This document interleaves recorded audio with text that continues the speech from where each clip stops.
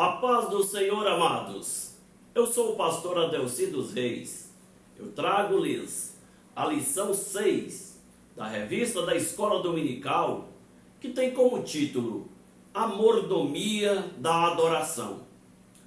O texto áureo nos diz: mas a hora vem, e agora é, em que os verdadeiros adoradores adorarão o Pai, em espírito e em verdade. Porque o Pai procura a tais que assim o adorem. João, capítulo 4, versículo 23. A verdade prática nos diz: Deus procura os verdadeiros adoradores e não as celebridades. A grande verdade é que Deus não está à procura de adoração. Deus está procurando verdadeiros adoradores. E adorar a Deus é o maior privilégio que o homem pode ter na terra. O privilégio de podermos curvar perante a presença do Senhor é um ato sublime que Deus concedeu a nós, seres humanos. Mas o tópico primeiro nos diz: o que é adoração? Esta é uma pergunta marcante. Nós sabemos que adoração é o ato de prestar o culto a uma divindade. Mas para o cristão, adoração, ela refere ao nosso serviço, à nossa entrega, à nossa doação, o nosso ato de fé em expressar gratidão ao Senhor. Adoração, meus amados, ela envolve é um termo muito abrangente, na verdade, porque nós podemos ver a adoração tanto expressa no Antigo como no Novo Testamento. Nem toda adoração ela é verdadeira. Por isso, Jesus ele falou à mulher samaritana que Deus ele procura verdadeiros adoradores. Se Deus está procurando os verdadeiros adoradores, é porque existe também a adoração que não é verdadeira. Mas nós vamos deter na adoração ao Deus Supremo, ao Eterno, ao Deus Soberano. No Antigo Testamento, vamos ver o que refere a adoração no Antigo Testamento. Existem algumas palavras que expressam a adoração tanto no Antigo Testamento como no Novo Testamento.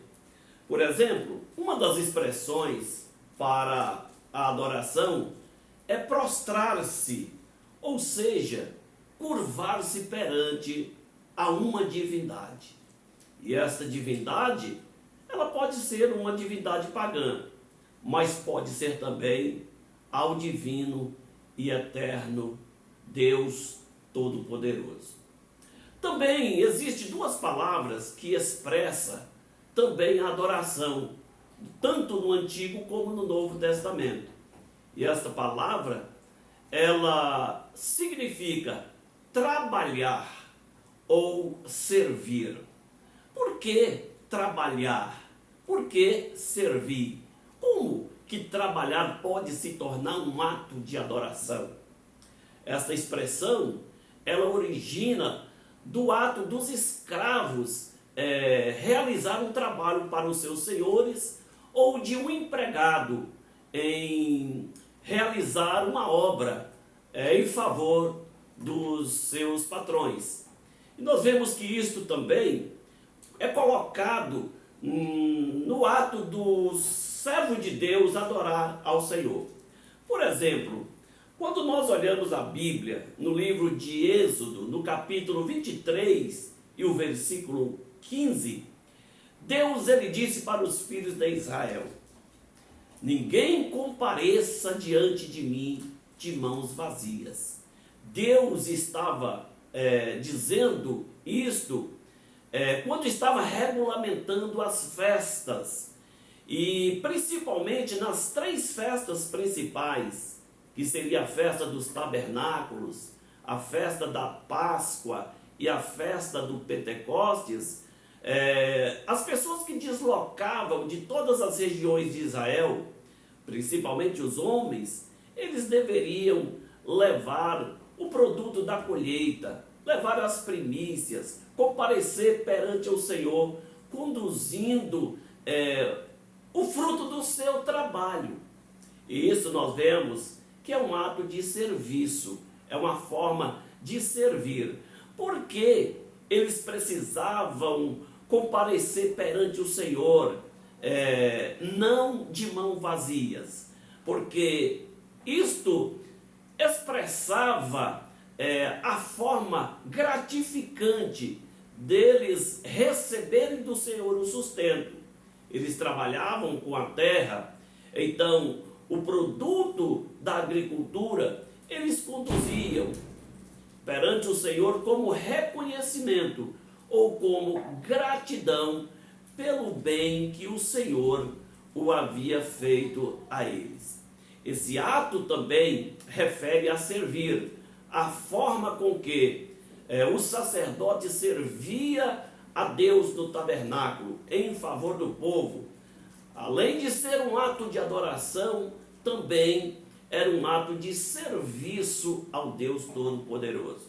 Deus, Ele reconhece o nosso trabalho, a nossa dedicação, o nosso serviço, quando é manifestado ou expresso com gratidão e amor. Deus, Ele recebe como um ato de adoração. Por isso que nós devemos fazer tudo com alegria. Nós precisamos fazer tudo com muito prazer na presença do Senhor. Pois bem, no ponto de número 2, nós vemos aqui a adoração no Novo Testamento. Então, no Novo Testamento, a palavra adoração, ela refere a prostrar. Ela refere também a pessoa curvar perante o Senhor. Mas existe uma palavra que tanto no hebraico como no grego do Novo Testamento manifesta a adoração, e ela tem muita ênfase no Novo Testamento, é a palavra latreia. Latreia, ela tem o significado de trabalho, de servir. E nós vemos que esta expressão no Novo Testamento, na forma grega, ela também dá uma conotação de idolatria. Nós podemos ver que a palavra latreia, ela foi manifestada largamente na cidade de Corinto. A cidade de Corinto havia um templo à deusa Afrodite. E nos rituais de adoração à deusa Afrodite, havia relações sexuais, havia sexo como ato de adoração àquela deusa. E nós vemos que aquelas sacerdotisas que estavam a serviço da deusa Afrodite, ou seja, nos rituais de adoração em que as deusas elas manifestavam, melhor, que as sacerdotisas manifestavam a deusa Afrodite, envolvia sexo com aquelas pessoas que vinham de outros lugares para prestar culto à deusa Afrodite. Naquele templo havia pelo menos 1000 mulheres, pelo menos 1000 sacerdotisas, que na verdade eram prostitutas que prestavam o culto, a adoração à deusa Afrodite. Mas nós vemos, meus amados, que essa expressão de prestar homenagem, esta se manifesta também a divindade eterna, soberana do Senhor. Quando Jesus ele nasceu, nós vemos os magos vindo do Oriente, e eles vieram com a finalidade de adorar ao novo rei. Chegaram para Herodes e perguntaram: onde é nascido o rei dos judeus?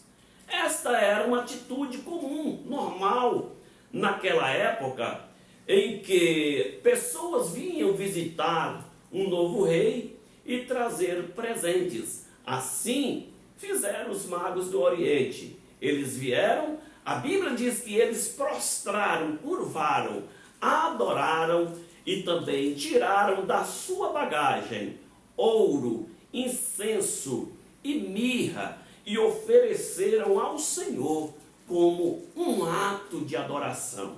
Aquele ato de adoração era, na verdade, uma homenagem reverente de reconhecimento da divindade, da grandeza daquele menino. Outras expressões também nós podemos ver aqui no que diz respeito à adoração. Ponto 3. Outras palavras relativas à adoração. Nós vemos que adoração é o culto e veneração, é o trabalho que se realiza, que se dedica, que se traduz em adoração.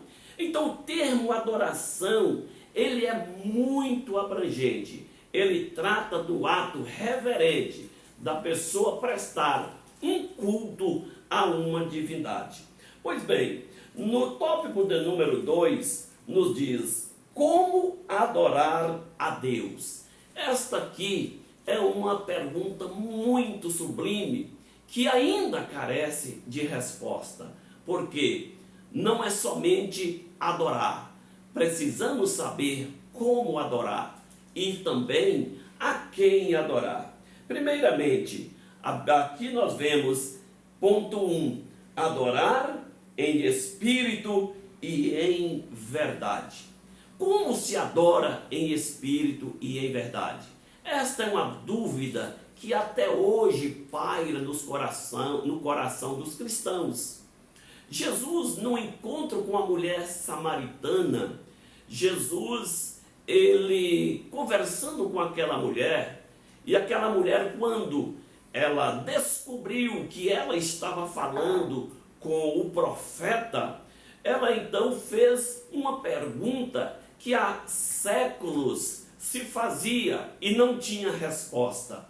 Quando ela disse para Jesus: nossos pais dizem que é para adorar neste monte, era o Monte Gerizim. Os judeus dizem que é em Jerusalém. E ela então aproveitou aquele momento para obter a resposta que tanto eles buscavam. Então Jesus, ele disse para aquela mulher: Deus é Espírito, e importa que os que adorem, o adorem em espírito e em verdade. Agora, o que seria adorar em espírito? O que se refere à adoração em espírito? Veja, na antiga aliança, o local de adoração era no tabernáculo, era o centro da adoração do povo judeu. Depois foi em Jerusalém, no templo que Salomão construiu. Mas nós vemos que já no tempo de Jesus, a adoração ela era manifestada no templo de Herodes. No templo de Herodes, houve ali uma reforma e eles ampliaram as áreas do templo e passou a existir naquele templo o pátio dos judeus, que somente os homens podiam entrar. Existia um pátio das mulheres, que também somente as mulheres poderiam entrar, e o pátio dos gentios. Mas a grande verdade é que nem todos que iam ali adoravam, e nem todos poderiam ir ali naquele local. Naqueles pátios não podia entrar pessoas com deficiência física, não podia entrar leprosos, não podia entrar mulheres que estivessem de partos ou com hemorragia, não podia entrar pessoas com alguma deficiência física. Então veja que havia uma limitação no que diz respeito à adoração. Jesus, ele veio, amado, para dar intensidade à adoração. Jesus, ele veio intensificar o processo de adoração. E nós vemos que Jesus, então, ele se tornou o elo de ligação entre Deus e o homem, entre o homem e Deus. Jesus ele veio para unir, trazer este relacionamento. Quando Jesus, na sua oração intercessória, ele disse: Pai, eu quero que eles sejam um comigo, como eu sou um contigo. Veja que Jesus ele está tratando do relacionamento, da aproximação com a igreja.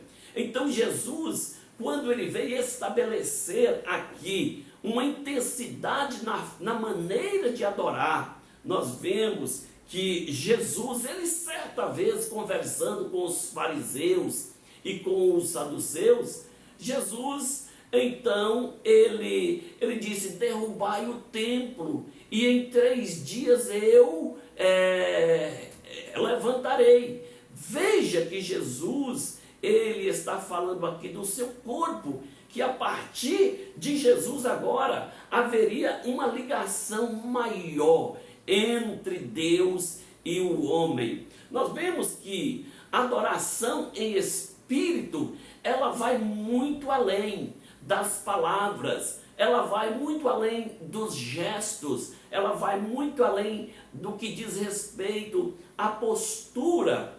Vemos que Jesus, ele disse certa vez, bem profetizou Isaías: esse povo me honra com os lábios, mas o coração está distante de mim. Veja que a adoração verdadeira não é apenas uma manifestação de palavras ou de gesto. A adoração, ela precisa ser centrada na pessoa de Jesus, precisa ser centrada em Cristo. Cristo veio trazer isto para o ser humano. Jesus, ele veio trazer vida, vivificar o ser humano que estava morto no delito e pecado. Efésios capítulo 2 e o versículo 1, o apóstolo Paulo diz: ele vos vivificou, estando vós mortos nos vossos delitos e pecados. Veja que Jesus ele veio nos trazer regeneração. O que é regeneração? Regeneração significa gerar de novo, ou seja, regenerar, gerar novamente. Jesus ele veio trazer esta vida e vida em abundância. Observe os senhores no livro, ou melhor, na carta do apóstolo Paulo aos Coríntios, no capítulo 6 e o versículo 19. A Bíblia diz: não sabeis vós que sois templo do Espírito Santo e que o Espírito habita em vós e não sois de vós mesmo? Fostes comprado por bom preço. Glorificai a Deus no vosso corpo e no vosso espírito, os quais pertencem a Deus. Veja que Jesus ele trouxe essa intensidade na adoração em espírito. Por quê? Porque a adoração que antes era feita no tabernáculo, no templo em Jerusalém, agora esse templo ele é transformado no meu ser, no meu corpo. Esse corpo, essa carcaça humana, isso não é somente uma matéria biológica, ele é também o templo do Espírito Santo. E é exatamente isto que Cristo ele veio fazer. Ele veio pegar essa carcaça humana que estava mortos nos delitos e pecados. Essa carcaça humana que não tinha vida espiritual. A Bíblia diz em Mateus, no capítulo 6, que diz, ou melhor, João no capítulo 6, ele vos vivificou. Ele trouxe vida, dizendo, o Espírito é que vivifica. A carne para nada serve. As palavras que eu tenho dito são Espírito e vida. Veja que Cristo ele trouxe uma reformulação no ser humano. Ele preparou o ser humano para a adoração em espírito. E o Espírito Santo, ele é o agente que nos leva a este relacionamento, nos leva a esta comunhão. Porque o Espírito de Deus, ele testifica com o nosso espírito. Então esta relação do Espírito Santo com o nosso espírito nos leva a nós podermos adorar em espírito. Porque uma das finalidades do Espírito Santo é glorificar a Cristo, é exaltar a Cristo. Então o Espírito Santo, ele nos move, ele gera vida espiritual em nós, nos levando a adorar, a glorificar a Cristo e a Deus. Então, hoje, nós não precisamos ir ao tabernáculo, ou ir ao templo, ou ir à congregação para adorarmos a Deus. Nós precisamos entender isto, que nós somos agentes adoradores, nós somos adoradores, e não podemos perder tempo. Nós temos o privilégio, temos o direito de adorar a Deus em qualquer lugar que nós estivermos. Se nós estivermos comendo, bebendo, viajando, trabalhando, no ônibus, na feira livre, nós temos plena liberdade de adorar a Deus em espírito. Por quê? Porque Cristo, mediante a morte no Calvário, ele gerou vida em nós. O Espírito de Deus nos vivificou e nós temos vida. E tendo vida espiritual, podemos adorar a Deus em espírito. Mas o que é adorar a Deus em verdade? Adorar a Deus em verdade, amados, é adorar a Deus de acordo com a palavra, de acordo com o que diz as Escrituras. Nem toda adoração ela é verdadeira. Existe adoração falsificadas. E mesmo entre os cristãos, pode haver adoração que não seja em verdade. Observe Nadab e Abiú, os filhos de Arão. Eles foram ao tabernáculo oferecer um sacrifício de adoração com incenso. Mas eles, quando entraram no tabernáculo para adorar, Deus ele fulminou eles perante o altar do incenso. Por quê? Porque aquele tipo de adoração não estava conforme a palavra, não estava conforme as recomendações do Senhor. E uma das recomendações do Senhor era que eles não poderiam levar fogo se não fosse do altar do holocausto. E eles então levaram fogo estranho, levaram brasa de outro lugar. Então Deus, ele reprovou, recusou, rejeitou, abominou aquele tipo de adoração. Por quê? Porque era uma adoração que estava pautada somente nos propósitos humanos, sem observar as regras que Deus havia estabelecido para eles ali no tabernáculo. Então existem muitas adorações que são rejeitadas por Deus, muito embora pessoas adorem, mas Deus às vezes não recebe a adoração porque não é feita em verdade. Muito tipo de adoração são adorações antropocêntricas, ou seja, o homem está no centro e não Deus. Nós vemos muitas vezes a música, o louvor, constitui mais na exaltação ao ser humano, mas não exalta a Deus. E pessoas muitas vezes acreditam que estão adorando a Deus. Muitas músicas, muitos louvores, instrumentos que são colocados como forma de adoração, às vezes está sendo rejeitado por Deus, porque se não estiver conforme as recomendações da palavra, de forma nenhuma vai ser reconhecida por Deus como uma adoração em verdade.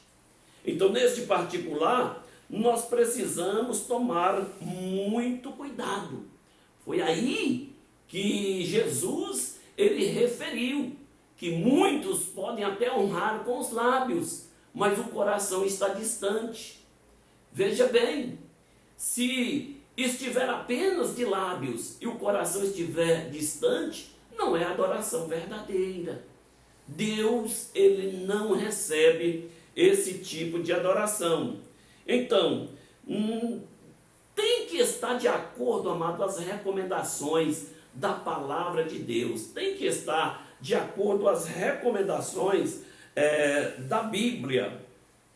Então, se nós não adorarmos conforme as Escrituras diz, conforme as Escrituras recomenda, esta adoração, ela não vai ter efeito na minha vida como adorador. Eu posso pensar que sou um adorador, eu posso até motivar pessoas à adoração, mas a minha adoração, ela não é reconhecida no céu, ela não está sendo reconhecida na glória celestial. Ela tem que ser de acordo com a palavra de Deus. A adoração em verdade, ela tem que ser pautada na palavra. Jesus, quando apresentou a Pilatos, Pilatos perguntou para Jesus: és tu o rei dos judeus? Jesus, ele disse: tu dizes que eu sou rei. E para isso vim ao mundo testemunhar da verdade. E aqueles que são de Deus, ouvem a verdade. Aqueles que ouvem a minha voz, na verdade, são da verdade. Então nós vemos aqui que Cristo, ele está se colocando como a verdade. Ele mesmo disse: eu sou o caminho, eu sou a verdade. Se Cristo é a verdade, a adoração tem que estar pautada nele. Ele é o elo, ele é o centro. Esta adoração, ela tem que ser direcionada em Cristo e através de Cristo ela chegar até Deus. E o Espírito Santo é o agente que faz essa interligação, que nos motiva a esta adoração. Veja que quando Jesus, ele na oração intercessória, ele faz uma oração muito emotiva em João capítulo 17, e quando ele ora pelos apóstolos, quando ele ora pelos discípulos, e depois ele ora por todos aqueles que iriam aceitar ele como Salvador, ele disse: Pai, santifica na verdade, a tua palavra é a verdade. Veja, Jesus já tinha falado: eu sou a verdade. Agora ele diz que a palavra é a verdade. Então a adoração em verdade é aquela que está em Cristo e está baseado na palavra. Por isso, nós precisamos ter um coração, ter uma atitude sincera diante de Deus, pautada nas recomendações da palavra e em Cristo Jesus. Pois bem, vamos aqui para o ponto de número 2. O culto, ou melhor, com o culto racional. Então esta adoração, ela tem que ser espírito e em verdade, e expressar o culto racional. O que é o culto racional? O culto racional é o culto baseado na razão, é baseado no homem interior. Quando nós expressamos com gratidão, com sentimento, com reverência. Por isso que o apóstolo Paulo, ele na sua carta aos Romanos, ele diz: rogo-vos, irmãos, pela compaixão de Deus, que apresentei os vossos corpos em sacrifício vivo, santo e agradável a Deus, que é o vosso culto racional, para que experimenteis qual seja a boa, perfeita e agradável vontade de Deus. Veja que o culto racional é aquele culto que é manifesto com o sentimento do coração, com o sentimento de gratidão, de serviço a Deus. Para encerrarmos, meus amados, no tópico de número 3, vemos aqui gestos e atitudes na adoração a Deus. Ajoelhar-se e prostrar-se. Veja bem, Deus não está preocupado com a nossa postura. Deus não está preocupado com os nossos gestos. Deus não está preocupado, amados, se nós ajoelhamos ou estamos de pé. É bem verdade que o fato de prostrarmos perante o Senhor é um ato reverente.